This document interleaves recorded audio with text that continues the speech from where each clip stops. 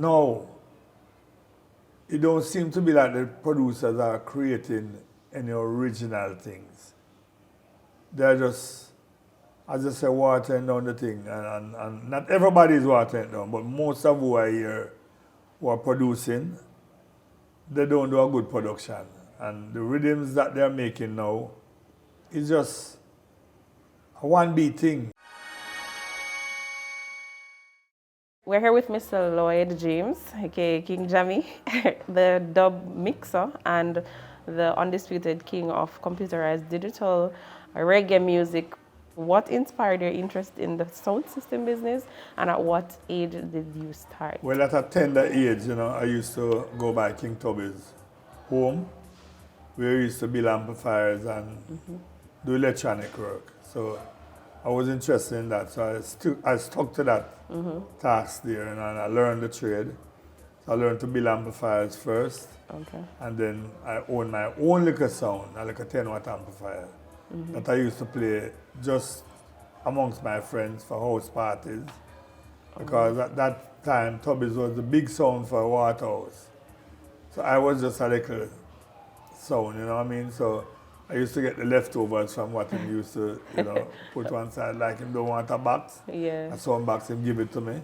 I'm gonna go and build my thing, you know what I mean? So that's how it really started for me. And you said it started long before the 80s. So from when did you start? Yeah, man. Well, I was living on Drummond Avenue, that's where King Tubby's is. I came from Montego Bay when I was 11 years old, right? I live on Drummond Avenue. Tubby's was 18 Drummond Avenue, and I was something like 24. So we were close. So that's how I get to really discover the man. Just go to his house and hang off and them things, and send me a shop and all them things, and me just start pick up the thing, learning habits. Technician, start build amplifiers until I build a little sound, How would you say your involvement altered the sound of reggae music without it losing its foundation, which is the sound system base in which it's developed on? Well, that's a big jump anyway, but I'm going to go there. In 1985, I created a rhythm that changed the whole vibes of the dance, the whole sound of reggae music, you know what I mean? Because back in the days when I used to listen to American music and then the early ska music and the rocksteady music, I used to hear the same artists recording and the same type of rhythms and all those things, rocksteady, ska. So I always envisioned something in me that I'm going to make a change to this music someday, because I like to experiment. So I experimented on the keyboard, Noel Davey, Wayne Smith and myself. We experimented on the keyboard and found something that was, very exciting and interesting. So we recorded the Sleng Teng rhythm. Now it's named Sleng Teng. We recorded the rhythm, and then when we recorded the rhythm, I was so happy and excited to do this rhythm, because it started a fire in me. You know what I mean? Because all these years I'm hearing the same type of thing. Now there's something new come about. So at that stage I had a sound system, big size sound system. So like on Fridays I used to play just down the street. So I cut a dub plate of the rhythm, Sleng Teng rhythm, and sent to the dance. Wayne Smith voiced the tune under my Sleng Teng. And when I went to the dance and they played that song, I can't saw the result. I saw the result that it brought about. Pure excitement, and people love the rhythm and them forward and all them things. So, we know that rhythm gonna be something to reckon with. Yeah. So that rhythm was the rhythm now that came about and changed the whole era.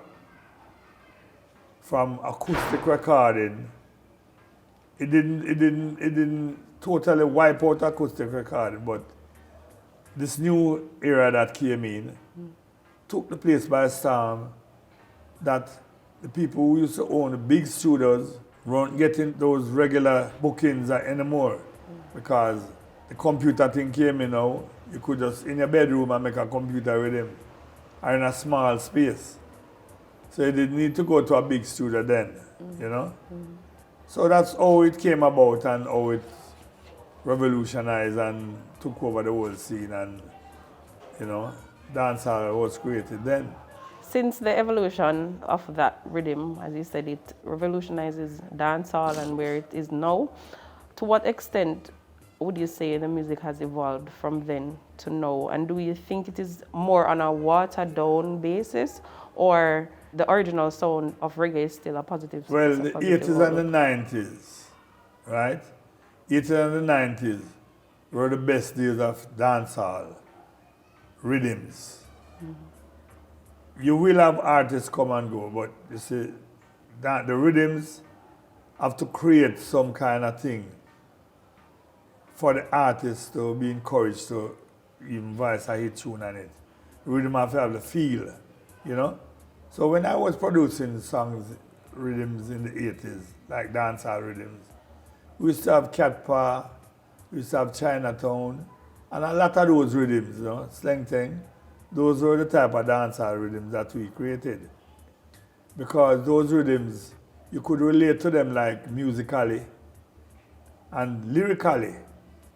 We didn't have much of the lyrics that are going on now. You know, the bad lyrics, them like going lyrics and all them things there. You know? But what really happens is that now, it don't seem to be like the producers are creating any original things. They're just, as I say, watering down the thing. And not everybody is watering down, but most of who are here who are producing, they don't do a good production.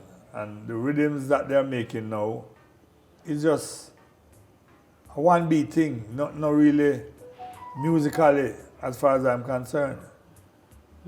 So they need to step up the game now. And if we want our music to be more on the international scene, you know, these new producers are these guys who are making these rhythms now, you know, watering them down, have to step up the game and, you know, take a leaf out of some of the producers who have passed on book and do something, you know, that the music can last and, you know, maintain its validity.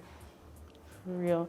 So you think that that would give it some potential to grow if they can step up their game? Definitely, Would there's definitely. potential to grow? Okay. Definitely. You must have growth, you know, from you have things, you know, the things that you do, you do it, I mean, the perfect way, the right way, you will have growth. So with all these changes in the evolution, how do you, as a foundation member, manage to keep the music authentic and despite the changes? Well, what I do, I always try to stay current in the music business because people are not hearing your type of music, they'll forget about you, you know, and listen to something else or don't listen to anything locally because people are like that, you know. If they don't get good local music, they listen to R&B or you can have a choice, you know, you can have a variety of music that you listen to. But I mean, your own music, you must have a special feelings for your own music because it's coming from you know, reggae music is the heartbeat of the people. So you never find It's the coming need, straight from your heart. you never saw the need to infuse any of your original sound into the nowadays sound to kind of, you know, give it a blend in order to remain current? Of course. No, not the nowadays sound. I don't copy. Yeah. I don't copy. I stay original, you know. I try to stay original. Yeah. If I'm gonna copy something, it must have old rhythm. I go back to and then revitalize it.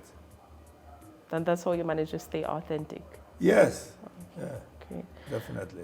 Love that. All right. What are your views, though, on the acknowledgement of founding figures or foundation figures in music, such as yourself? Do you think there should be more acknowledgement towards your work? Of course, definitely, because they have laid the foundation, you know, so that all who are doing production now or singing now, you know, is the inspiration from those foundation singers why they are doing it now. but they don't follow the trend, you know. They're inspired, but they don't follow the trend, you know. You just follow the good work, no man, and everything will good. How would you say personally music has changed your life and put Jamaica itself on the map? Well, I don't know who don't know King Jammys all over the world because we do tours, and I'm a touring artist, you know. I do tour live mixing, dub mixing all over the world. You know, and that's a big market in Europe, Japan, and all over America. So I tour, and as I say, I keep current, you know what I mean? I always make new songs. Right now, I'm making new songs in the studio. Yeah, that was my next question. What's next for King Jammy? Are there any other projects that you're working on now? Well, yes, I'm working on my museum. As I say, we are sitting in part of the museum now, unfinished. I'm working on a museum. You know, we're going to have a theater, and it's going to be exciting. It's going to be good. You know, it's going to be different from the rest of the museum. We're going to have a lot of different things involved here. We're going to have equipment that I first used to create the Sleng Teng rhythm. The first piece of equipment that I bought for my studio. Have all of those to involve, and other people's equipment too. And we have a lot of other things Interesting. to be included in the museum. Is there a particular name for it, or is it the King Jammy Museum? It's King Jammys, but I don't really come up with the perfect name for the brand. You have a timeline for when your museum will be completed? Well, I'm planning to finish it by early next year. Early next year, okay. In the first 3 months of next year.